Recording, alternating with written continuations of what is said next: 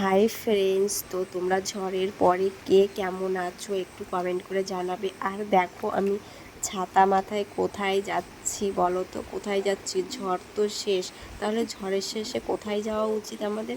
যেহেতু আমরা বাঙালি বস, তো ঝড়ের শেষে যাচ্ছি হচ্ছে আমটোগাতে। এই দেখো গাইজ, আমাদের এই একটা গাছ অবশেষে পড়ে আছে, আর এই গাছে কটাই আম হয়েছিল, আর অবশেষে দেখো আম কটা পড়েই গেল। দেখো এখানে দুটো আম পড়ে গেছে। তো ঝড় হবে আর আম টোকাবো না, এটা তো হতে পারে না। তো আমি ছাতা মাথায় আম টোকাতে এসছি, আর এইখানে দুটো আম পড়েছে গাছ থেকে, আর বৃষ্টি কিন্তু পড়তেই আছে পড়তেই আছে। আর আমি এই দুটো আম এখন আমি টোকাতে এসছি, যেহেতু অন্যের গাছে এখন তো আম টোকাতে যেতে পারবো না, যেহেতু এখন বড় হয়ে গেছি, বিয়ে হয়ে গেছে। আর ছোটোবেলার দিনগুলো খুবই মনে পড়ছে, যে ছোটোবেলায় ঝড় হওয়ার শেষে আমটো কাটতে যেতাম। তো সেই জিনিসটাও আমি করলাম, আমাদের বাড়ির গাছ থেকে আমগুলো টুকিয়ে নিয়ে আসলাম।